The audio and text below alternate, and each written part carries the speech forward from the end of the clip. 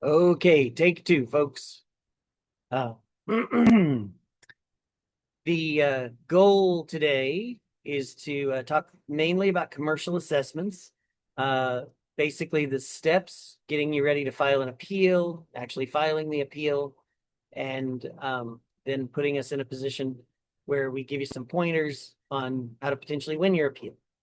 Uh, this is early days. There will be other videos that focus more on what kind of data to present in your appeal and that kind of stuff. But for now, the focus is going to be on getting the logistics right between now and July 14th to tee you up for success. I'm going to talk just for a minute because everybody's asking why commercial assessments have gone through the roof this year. I will say that I have a theory. That's all it is. It's a theory. It's my theory. But briefly, when we think about taxes, it's the aggregate value of all assessed property multiplied times the levy rate. And then there's a cap that says under the Hancock Amendment, things can't go up by more than 5%. That's not your personal property. That's the total tax revenue that any taxing jurisdiction can get as a result of increases in assessed value. There's an exception for the Kansas City School District. So if we think about this, that means that I'm adding all the commercial values, all the residential values, adding them up to come to that aggregate value. And of course, this year, residential values got capped and in some cases reduced by the state tax commission order because of the violations of law by the assessment department and the BOE in 2023. And the total commercial value, therefore, was the one way that you could make up that difference. So I think maybe that's what's going on here. It's hard to say. And the fact is that there probably are commercial properties that were behind because there was so much energy and effort put into the residential assessment process since 2019, frankly. Um, so the other thing is that residential has a lot of restrictions. Residential people can only go up by 15% per year unless the assessment department does a physical inspection that's pretty rigorous, or it's supposed to be anyway. 23, that was one of the challenges. And in the case of a residential assessment, the assessor has the burden of proof. If they can't prove the value that they set on your property, then the owner shall prevail. That's language in the state statutes. Finally, the evidence for residential is pretty easy for the assessment department to come up with because there's quite a few residential sales. And then oftentimes they'll even do what they call a time adjusted sale price, which gives them the ability to go back outside of the otherwise appropriate window and then inflate the value of a comparable sale to say, oh, if this sold 5 years ago for 200,000, then if it's sold now, it would probably sell for 300,000. And they don't really have to prove their math very hard with the BOE. So the other reason, or a couple of reasons that commercial is different and maybe, and I'll say easier target, and this is some things that I'll work on with the state level legislators, is that among other things, commercial property gets valued and uses various methods. And so it's kind of like playing whack-a-mole with the assessment department, or it may be if you're not careful, where they'll use one method, say a cost approach, and then when you say, well, here's why that's wrong, then they'll say, oh, well, then we'll use the income approach, or oh, we'll use the CAMA system, which is a computer assisted mass appraisal system, the Tyler Technologies system, where it becomes a blend of lots of data and it's almost undecipherable to the common man. So there's just a variety of ways that commercial methods make it harder to win an appeal, and couple that with the idea that the assessor doesn't have as high of a burden of proof. The other thing is that a lot of commercial properties, the taxes are passed on to a business owner who's leasing the property. So the property owner might have less incentive in that case to actually appeal because it's not costing them anything if they're passing the taxes on directly. So for that variety of reasons, I just think that commercial seems to be in an unfortunate position. I will be working with state lawmakers on these things. But for this year, let's try to figure out how to get you a win in your appeal process.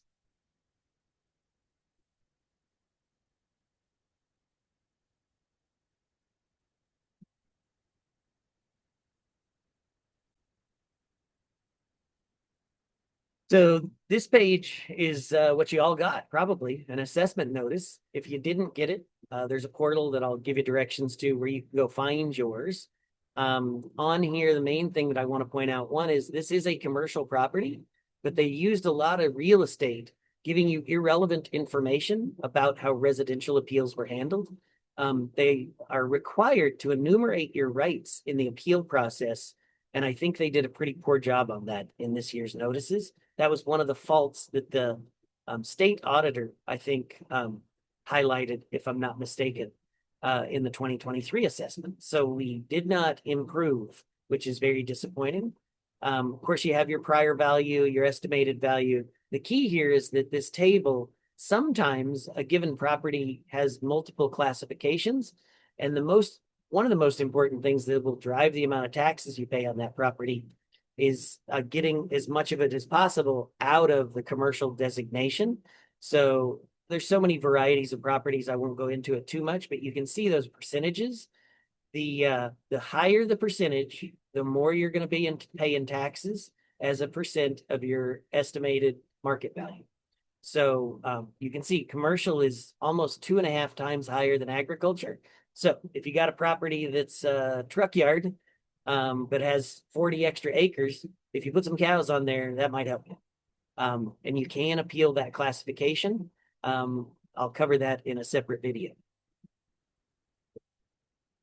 This is, of course, the back of your tax bill. The main things here are that this is an estimated tax at this point because the levy rates don't actually get set until October. But obviously, you can see in this case, this property owner, his bill was going to go from 25,000 to 37,000. That is by no means the most extreme increase that I've seen. I've seen one parcel that went from 100,000 to 1.3 million. So that's 13 times more taxes. In this case, it's, I don't know, eyeballing it 40% more. So that's a lot. I would want to appeal this, but compared to what some people got hit with, it's not the worst. So at a really high level, we're going to talk you through 4 steps that I want you to take right now, today, as soon as possible, and with an absolute deadline of July 14th. That is that you will file an open records request with the county. I'll give you a little primer on how to get to that. Then you'll review and print all the data, or as much as possible, on your parcel that the county provides you via link when you make that open records request. And then finally, you'll file your actual appeal. And then the last thing, and I want to emphasize this, you need to watch your spam folder because that's where most of these emails that confirm your appointment times and that kind of stuff seem to be going, and set an alert on your email service so that when the BOE or the assessment department email you, those are coming into your real inbox and are very much highlighted. So on the county's homepage, jacksongov.org/home, toward the bottom, there's this little box that says open records request. That's the button you're going to click. I know it doesn't look like a button, but it is a button. That'll take you to a page where you might have to create an account or log in if you've done this before, but get through that step, and then you'll end up clicking this submit a public records request. And you'll say you're going to want information that's from the county's public records, not the sheriff's department, not the prosecutor. And then this is the page where you enter in the meat of the request. Most important thing here is that you're requesting data from the assessment department. Excuse me, not from the Board of Equalization. Until you file an appeal, the Board of Equalization doesn't know who you are. They're not doing anything on your property until after you appeal, which is coming later. And then this verbiage that I chose is really just demanding any and all information related to how the assessment department determined the value of your property. I will be cutting and pasting this language into the comments of this video so you can cut and paste it into your own appeal request. First, you'll have to enter in your own parcel ID and make other minor edits possibly, but you'll get the gist.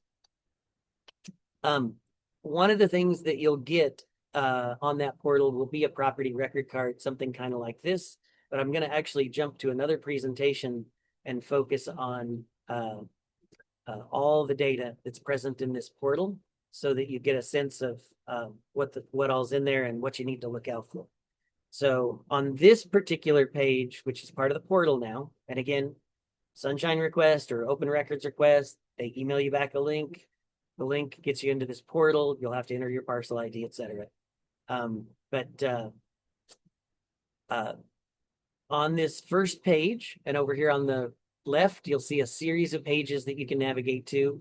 It'll tell you the approach that the assessor claims as of this moment in time to have used when they set your assessed value.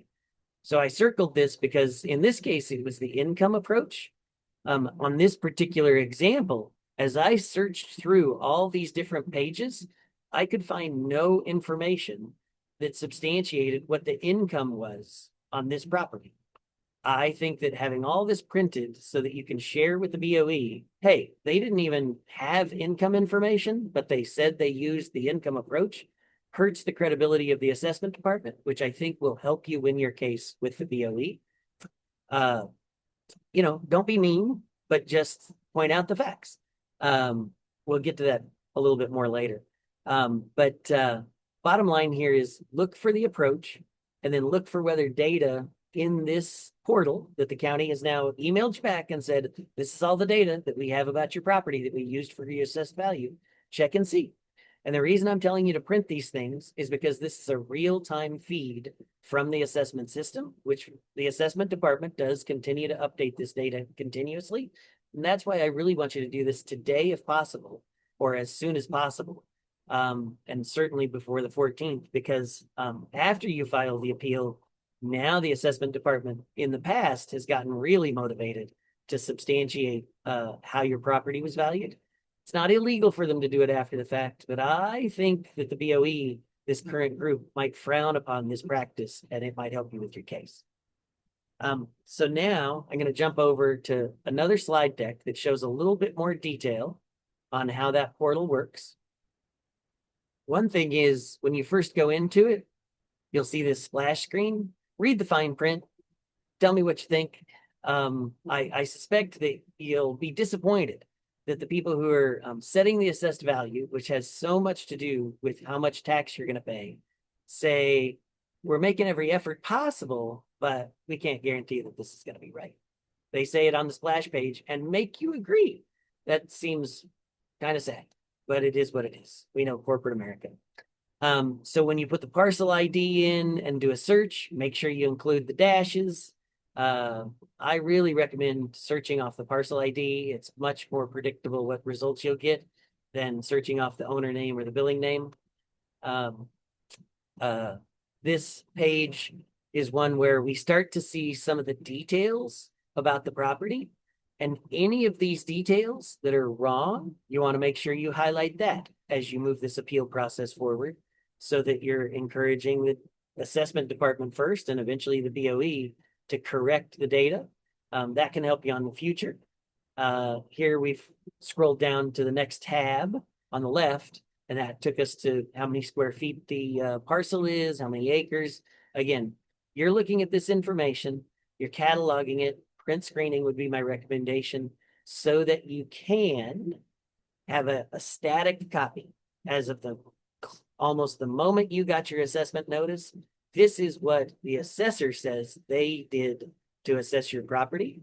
Then that real property record card or the property record card, how you get that is by clicking this tiny little link over here on the right. So don't ignore that. Make sure you definitely print that as well. More data about the parcel, what value they placed on the land versus the building. So just be mindful of this. And what's really important on this page, and I probably should have circled it down here toward the bottom, you can see that the way they set the value on this one, where that other one I showed you was the income approach. In this case, they said they overrode the system. That's interesting because it means that there should be some documentation to substantiate why they overrode the system. And that data should be here in this portal. So especially if your value type is override, make sure you scour this portal and print static copies that can't be changed later by the assessment department of any information that's out there. And then, of course, this is a commercial property, so it doesn't have anything on the residential tab. This, I'm told by one of the experts who helped me learn more about this, is very important. This this example is actually the FBI building from what I'm told, or maybe the old FBI building, but you can see that the structure code slash description, kind of the what this building's being used for, is extremely important in determining value, is what a commercial appraisal told me, appraiser, sorry.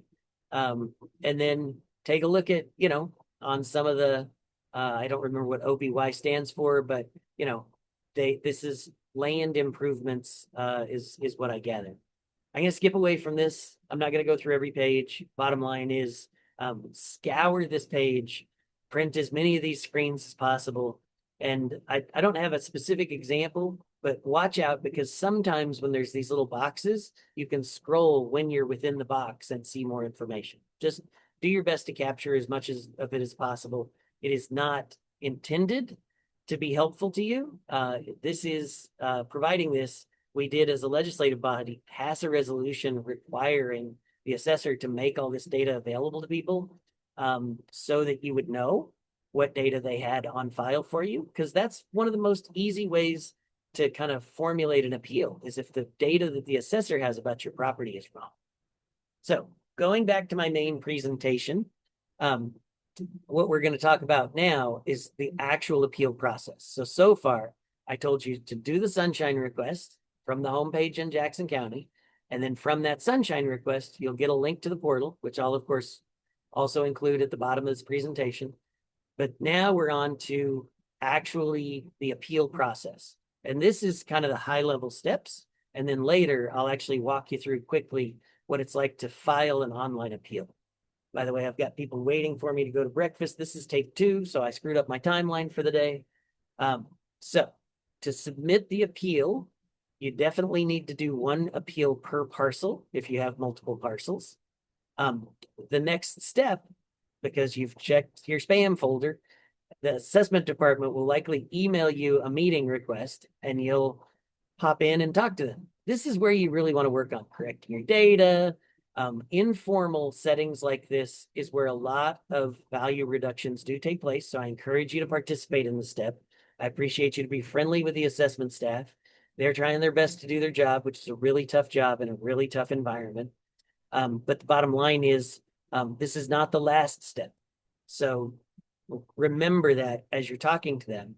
If they lower your value to a number that you're happy with, you're done. If they don't, then you move on to the next step. That is another kind of informal event where you're facilitated by what we call a BOE officer. These are people who work for the BOE now, and their goal is to get a value that you can live with and the assessment department can live with. So consider it kind of like a mediated version of the past event, right? You already met with the assessment department once. The assessment department can still say no in this step, but the reality is you've got somebody that's a professional that's trying to find room for compromise. So that might help. And when you get through this step, oftentimes if the BOE officer agrees with you, they'll document that fact, even if assessment continues to disagree. So I encourage you, take advantage of that step, be kind to everybody, and really just present your best case. Final step, as far as the BOE is concerned, is that you will have a formal hearing. People often ask, what's that like? I will tell you that for 23 and 24, they were only done on the phone. At the beginning, they ask you to raise your right hand and swear to tell the truth. You do that, then you'll hear from the assessment department what their evidence is, and then you'll have an opportunity to refute their evidence and also present your own evidence. And we'll talk later about what that evidence should be. But for now, I'm just trying to paint the picture for you. And then finally, I will tell you, if you're still unsatisfied after the BOE decision, then you do have 30 days after that decision's documented to appeal to the State Tax Commission. So just understand at any given step, there's probably a next step. Don't treat it like, oh, if I don't agree to whatever they're offering me, I'm done. I very much encourage you to agree to something if you're happy with it. That makes the system more efficient. But if you don't think what they're asking you to agree to is right, then by all means, move to the next step. So now I'm going to just briefly run through getting that appeal filed, which has to be by July 14th. We'll request, we have as a legislative body, the BOE to extend the deadline this year. But the reality is that that's up to the BOE. So I want you to do your best to get your appeal in by July 14th. This is another link that I will provide at the bottom of the presentation and in the comments. But for now, you can see that I've already logged in. I'm going to assume that you can figure that step out on your own. And then we go to this link that says property dispute filing. Now you're filing an appeal. We always call it an appeal. Why on this page they choose to call it a property dispute filing, I don't know. But the reality is this is the link you click on to start your appeal. That's why I'm highlighting it, because the syntax and nomenclature is not quite what we would expect. So that takes you to a page where really all you can do is click on begin filing. And my goal here is to show you a couple things that catch people off guard and make them not work right. So I'm not trying to go through every bit of this thing. I'm just trying to make sure I highlight some of the gotchas. So in this case, I typed in the parcel number, which is the kind of first step, and then I clicked on search, and you can see no results were found. Now, in your assessment notice, there were dashes in your parcel number. In the appeal system, there aren't. You have to take the dashes out. So you can get rid of those dashes. You can see that's the exact same number from the past page without the dashes. As a former software and IT guy, I would say this is poor system design and needs to be changed. We'll work on that. But for now, you are filing a real estate appeal. You're filing it to the BOE. You've entered your parcel number without dashes. You've clicked the search button. And then down here will be a record for your parcel. And you click on the start filing link. This first page, when you entered your parcel ID, was just you searching for your parcel so that then you could go ahead and start your appeal process. And when I think about system design, I don't want to spend too much time on this, but to search on it, I had to enter it without the dashes. And yet on the same screen, it displays with the dashes. It's just, like I said, some challenging design. That's why I'm highlighting certain things to you. This last thing I mentioned earlier, you can appeal your classification, but I definitely want to appeal your valuation. And then one thing I'm suggesting for the moment to commercial owners is to click on this discrimination button. Discrimination is not what you think it is. It's a little bit of a complex mathematical formula and a lot of data behind it. I've got a couple experts crunching the numbers to see if some people might be able to appeal based on discrimination. If you check the box now, you can always withdraw that part of your appeal. But if you don't check it and it gets to be past July 14th, you've lost the opportunity. So this is keeping the door open to appealing on the basis of discrimination. And you'll have to watch my homepage for updates or my Facebook page to see, if we actually get the data together to be able to pull that off. So at the end, you'll say, okay, I'm declaring under penalty of perjury that the data I've given you, the information I provided was accurate. You'll click next. It's kind of like an e-signature. And then the only other thing I didn't do is the top of this is like the steps that you're going through as you're filing this appeal online. The last step, submit, down in, I think it's the bottom right-hand corner. You have to scroll to it. There is a button that says submit. So you could do all this, and if you don't click the submit button, you didn't file an appeal. So the BOE, former BOE member at our Thursday event last week pointed that out, and I didn't develop a slide for it, but just hear me.